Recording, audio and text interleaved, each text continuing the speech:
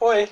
Vamos falar sobre os planos internos, essas informações de consciência que vivem dentro de nós? Por que nós precisamos falar mais detalhadamente sobre isso? E por que precisamos compreender isso de uma forma tão específica? Uma vez que nós já falamos de animismo, já falamos de planos astrais, já falamos de mediunidade, por que precisamos falar de planos internos? Porque a atuação deles dentro da nossa realidade, principalmente no trabalho do apômetra, vai ser muito grande. Você viveu, teve suas experiências, e essas experiências resultam no que você é hoje. Todos os seus traumas da infância estão contidos em você hoje. Agora, imagine que a sua vida teve uma experiência que foi do ponto A ao ponto B. Você nasceu até o seu ponto de hoje, você foi do ponto A ao ponto B. É um conjunto gigantesco de informações. Cada uma dessas informações está armazenada dentro de você e configura um todo, a geografia completa do seu plano interno referente a essa existência.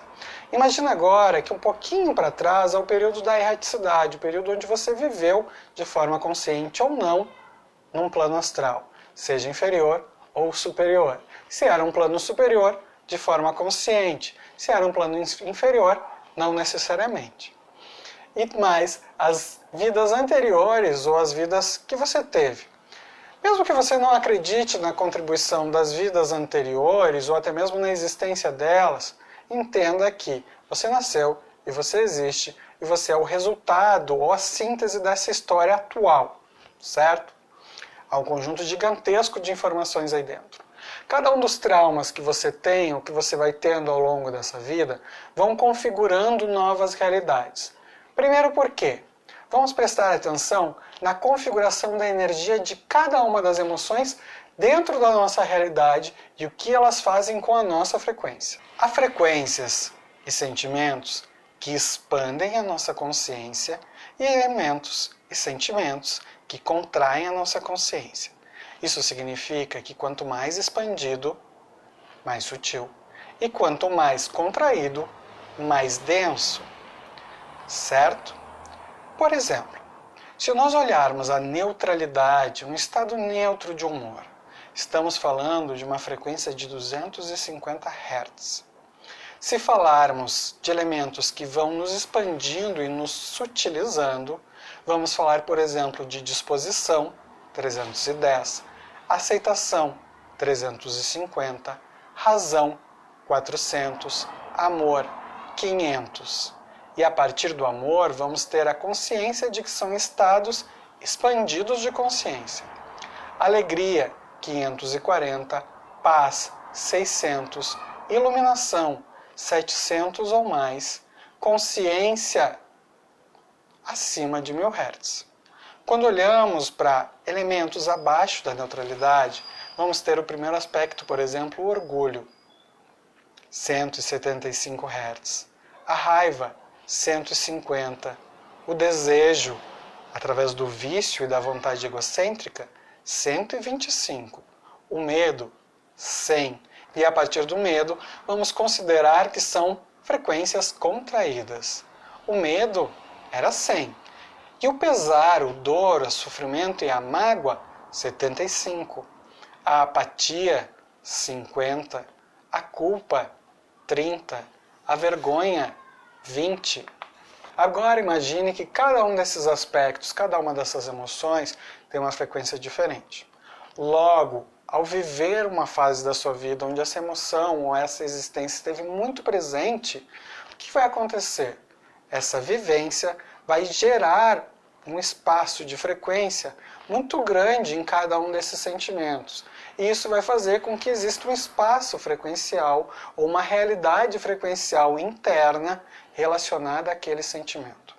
De acordo com a quantidade de informações ou a complexidade de informações que esse espaço, esse momento teve na sua vida, ele pode começar a adquirir consciência. Ou seja, ele se torna uma personalidade sua, algo que aparece às vezes na sua realidade. A isso vamos dar o nome de frequência de personalidade ou holograma existencial. Significa que esse elemento passa a existir concomitante à sua realidade dentro do seu plano astral. E ele pode, vez ou outra, aparecer ou tomar conta da sua realidade. É a forma como você passa a agir. Muitas pessoas foram, por exemplo, violentadas na infância. E aquele sentimento de medo e a pressão ficou um tempo latente, ela não existia na realidade. Mas certas situações despertam esse sentimento e essa pessoa reage da mesma forma como reagia lá na primeira infância. Isso significa que, muitas vezes, vamos precisar limpar essas frequências internas, esses planos internos. E essa informação, esse corpo frequencial, essa personalidade ou esse holograma, não necessariamente é dessa vida. Então, muitas vezes a pessoa não vai ter memórias relacionadas a isso, porque isso vem de existências anteriores. Se você tem a oportunidade de limpar essas frequências, por que não limpá-las? É importante que tenhamos a consciência de que nós sempre limpamos aquilo que está nos prejudicando, nos aprisionando, pois há frequências, hologramas frequenciais que nos impulsionam, nos fazem ir à frente, porque o nosso plano interno é extremamente complexo. Muitas vezes vai acontecer de o nosso plano interno alimentar algo que vamos chamar de duplo, ou simplesmente uma cópia nossa dentro do plano astral alimentada por essas informações. Se isso acontecer, esse corpo, esse duplo, está altamente conectado com a nossa realidade. E ele pode ser, sim, deslocado a um plano inferior ou superior. Normalmente é um plano inferior.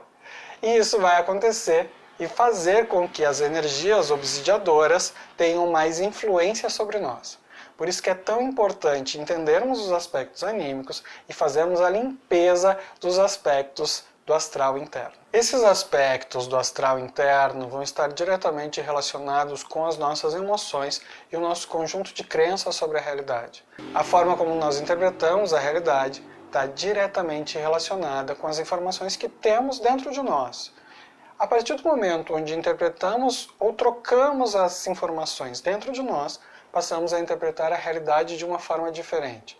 Por isso que muitas vezes a apometria vai permitir mudanças comportamentais, porque ela vai fazer com que sejam limpas as informações internas do indivíduo, fazendo com que ele passe a olhar a realidade sem aquelas informações ou de posse de novas informações que permitam que ele interprete a realidade de uma outra forma. Um outro ponto importante sobre a questão dos planos conscienciais internos são as emoções.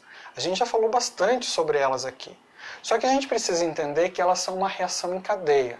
A partir do momento onde eu starto uma emoção, ela vai gerar um processo físico-químico no meu corpo e que muitas vezes só vai ser parado ou reduzido com uma outra emoção de mesma intensidade. Se você se irritar ou ficar raivoso, isso vai demorar quase 48 horas para sair do seu sistema de uma forma completa. Significa que os índices de estresse, por exemplo, demoram um tempo para sair do seu sistema. Imagina então, se além disso, além dessa reação em cadeia das emoções, você ainda tiver elementos dentro do seu campo astral interno que estejam associados a essa desestabilidade, a esse descontrole e façam com que isso dure mais tempo. É por isso que precisamos entender de uma forma bastante completa os planos internos. Nós ainda vamos voltar nesse assunto, assim como nos assuntos que a gente já tratou, dentro dos estudos de caso e também através da associação dos outros conteúdos que nós vamos ver. Por isso, o que temos até agora já é suficiente para você compreender as informações que estão por vir, certo? Lembre-se, o seu plano interno é o conjunto de todas as suas informações que você tem. Nesse plano interno, podem se destacar elementos que nós vamos chamar de frequências, de personalidade, ou até mesmo de hologramas frequenciais, e esses elementos podem ter uma vida própria, porque colocamos energia demais neles e eles podem nos impulsionar ou nos atrasar, certo? Nos vemos no próximo vídeo para falar sobre os fenômenos mediúnicos ou a classificação dos aspectos mediúnicos.